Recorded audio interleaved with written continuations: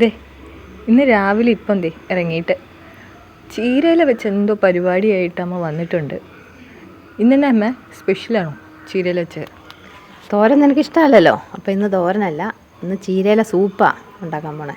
അത് നിനക്ക് ഇഷ്ടമുള്ള സാധനമല്ലേ, അപ്പോൾ അത് സൂപ്പ് ഉണ്ടാക്കി തരാം. അപ്പോൾ സൂപ്പ് ഉണ്ടാക്കാൻ വേണ്ടിയിട്ട് നമ്മൾ ചീരയൊക്കെ വെട്ടിയെടുത്തു. സൂപ്പിന് ഒരുപാട് ചീര ആവശ്യമില്ല, എങ്കിലും ഇത് നിന്നിട്ടുണ്ടെങ്കിൽ മൂത്ത് പോവും. തണ്ട് മൂക്കുന്നതിന് മുമ്പേ തന്നെ നമുക്ക് കുറച്ച് ചെത്തിങ്ങെടുത്തു. തോരനോ അവിയൽ ഒക്കെ വയ്ക്കാൻ ചീര വെച്ച്. ഇതിപ്പം സൂപ്പാണെങ്കിൽ അവരെ കഴിപ്പിക്കാൻ എളുപ്പമുണ്ട്, അതുകൊണ്ട് സൂപ്പ് ഒരു വെറൈറ്റി ആണല്ലോ. അധികം മൂക്കാത്ത തണ്ടുള്ള ചീരയുടെ കുറേ ഭാഗം ഇലയും തണ്ടും കൂടി എടുത്താണ് ചെറുതായിട്ടങ്ങ് അരിഞ്ഞതിന് ശേഷം ഒരു പാത്രത്തിലേക്ക് ഇട്ട് നമുക്കതങ്ങ് വേവിക്കണം. ഇത് വേവാൻ ആവശ്യത്തിന് ഏകദേശം ഒരു നെകക്കെ വെള്ളം ഒഴിച്ചിട്ട് അങ്ങ് തിളപ്പിക്കാം. കാരണം ഇതിൻ്റെ സത്തൊക്കെ നന്നായിട്ടൊന്ന് ഇറങ്ങിക്കോട്ടെ. അപ്പോൾ ഇതിനകത്തേക്ക് ഇട്ടിട്ട് വെള്ളം ഒഴിച്ച് തിളപ്പിക്കാം. നമുക്ക് ഒരു 10 മിനിറ്റ് തിളയ്ക്കുമ്പോഴേക്കും നന്നായിട്ട് തന്നെ അതിൻ്റെ സത്തൊക്കെ ഇറങ്ങിക്കോളും. സത്തിറങ്ങിയാലും ഇറങ്ങിയില്ലെങ്കിൽ നമ്മളിത് കംപ്ലീറ്റ് ആയിട്ട് എടുക്കുന്നുണ്ട്. കണ്ടില്ലേ, നല്ല ചകാന്ന് ചുവന്നിരിക്കുന്ന കണ്ടില്ലേ, നല്ല ചുവന്ന ചീരയായിരുന്നു. ഇനി അധികം വെയിലില്ലാത്തടത്താണ് നിന്നത്, അതുകൊണ്ടാണ് ഏലയ്ക്ക് അധികം ചുവപ്പ് തോന്നിയില്ല. പൊതുവെ ചുവന്ന ചീര, ബീട്രൂട്ട്, അനാറ് ഇതൊക്കെ ചുവപ്പ് നിറമല്ലേ, അപ്പോൾ അതെല്ലാം തന്നെ നമുക്ക് ബ്ലഡ് ഉണ്ടാകാനൊക്കെ വളരെ നല്ലതാണെന്നാണ് പറയുന്നത്. അപ്പോൾ ഈ ചീര വെന്ത് കഴിയുമ്പോഴേക്കും നമ്മളത് മിക്സിയുടെ ജാറിലിട്ട് ഒന്ന് ബ്ലെൻഡ് ചെയ്തെടുക്കാം. അപ്പോൾ അതെടുത്ത് മാറ്റി വെച്ചു. ഇനി നമ്മളൊരു ചെറിയ പാൻ എടുത്ത് വെച്ചിട്ട് അതിനകത്തേക്ക് 1 സ്പൂൺ ബട്ടറോ നെയ്യോ ഇട്ട് കൊടുക്കാം. ഒരു ടേസ്റ്റ് കൂടെ വേണമല്ലോ, അതിന് വേണ്ടിയിട്ടാണ്. അപ്പോൾ ഇട്ട് കൊടുത്തിട്ട് അതിനകത്തേക്ക് ചെറിയ ഉള്ളി ചെറുതായിട്ട് അരിഞ്ഞത് ഒരു 5 എണ്ണം ഇട്ട് കൊടുക്കാം. അതുപോലെ തന്നെ ഒരു 5 വെളുത്തുള്ളിയും ചെറിയതായിട്ട് അരിഞ്ഞ് ഇട്ട് കൊടുത്ത് ഒന്ന് മൂപ്പിക്കാം. അത് ഒരുമാതിരി നന്നായിട്ടൊന്ന് മൂത്ത് വരുമ്പോഴേക്കും ഒരു ചെറിയ കഷ്ണം ഇഞ്ചിയും കൂടെ ചെറുതായിട്ട് കൊത്തി അരിഞ്ഞ് ഇതിനകത്തേക്ക് ഇട്ട് കൊടുക്കാം.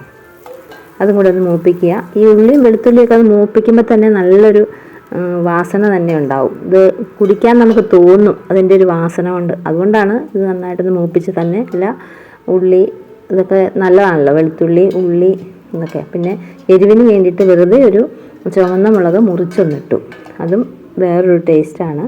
അപ്പോൾ അതിട്ട് നന്നായിട്ടൊന്ന് മൂപ്പിച്ച ശേഷം നമ്മൾ ഈ ബ്ലെൻഡ് ചെയ്ത് വെച്ചിരിക്കുന്ന ചീരയില്ലേ, അത് നമുക്ക് ഇതിനകത്തേക്ക് ഒഴിച്ചു കൊടുക്കാം. നന്നായിട്ട് ഒരുമാതിരി മൂപ്പിച്ചതിന് ശേഷം വേണം, എങ്കിലേ നല്ലൊരു ടേസ്റ്റ് കിട്ടുകയുള്ളൂ. വെള്ളം വേണമെങ്കിൽ കുറച്ചുകൂടെ ചേർത്ത് കൊടുക്കാം. ഒന്ന് തിളപ്പിക്കുക.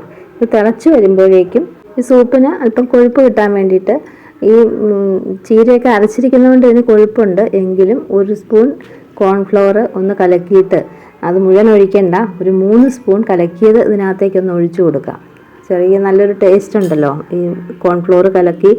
ആ സൂപ്പിനൊരു പ്രത്യേക ടേസ്റ്റ്. ഇതില്ലെങ്കിലും ഇത് കുടിക്കാവുന്നതേ ഉള്ളൂ, എങ്കിലും ടേസ്റ്റായിട്ടിരിക്കട്ടെ എന്ന് ഓർത്താണ്. ഇനി ഒരു 1/2 സ്പൂൺ കുരുമുളക് പൊടിയും ഇതിനാവശ്യത്തിന് ഉപ്പും കൂടെ ചേർത്ത് കൊടുക്കാം. ഉപ്പ് ഞാൻ കല്ലുപ്പ് കലക്കി വെച്ചിരിക്കുന്നതാണ് ഇതിനകത്തേക്ക് ചേർക്കുന്നത്. ഇപ്പോൾ കൂടുതലും കല്ലുപ്പാണ് ഉപയോഗിക്കുന്നത്, അതുകൊണ്ടാണ്. അല്ലെങ്കിൽ പൊടിയായിട്ട് ഇടാം. ഇട്ട് നന്നായിട്ടൊന്ന് ഇളക്കി ഫ്ലെയിം അങ്ങ് ഓഫ് ചെയ്യാം. ഓഫ് ചെയ്തിട്ട് അല്പം ഒന്ന് ചൂടാറിയിട്ട് എടുത്തൊന്ന് കുടിച്ചു നോക്കിക്കേ, നല്ല ടേസ്റ്റാണ്. കുട്ടികൾക്കൊക്കെ വളരെയധികം ഇഷ്ടപ്പെടും. അവരാണല്ലോ കൂടുതലും സൂപ്പ് ഇഷ്ടപ്പെടുന്നവർ. വളരെ രുചികരമായിട്ടുള്ളൊരു സൂപ്പാണ്. അതുപോലെ തന്നെ വളരെ ഈസിയാണ് ഇത് ഉണ്ടാക്കാൻ വേണ്ടിയിട്ട്.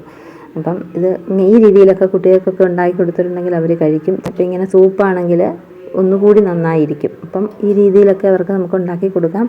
ബ്ലഡ് ഉണ്ടാവാനൊക്കെ വളരെ നല്ലതാണ്. അപ്പം എല്ലാവരും ഇതുപോലെ ഒന്ന് ട്രൈ ചെയ്യണം. എന്നിട്ട് ഇഷ്ടപ്പെട്ടാൽ വീഡിയോ ഒന്ന് ലൈക്ക് ചെയ്യാനും ചാനൽ സബ്സ്ക്രൈബ് ചെയ്യാനും മറക്കല്ലേ.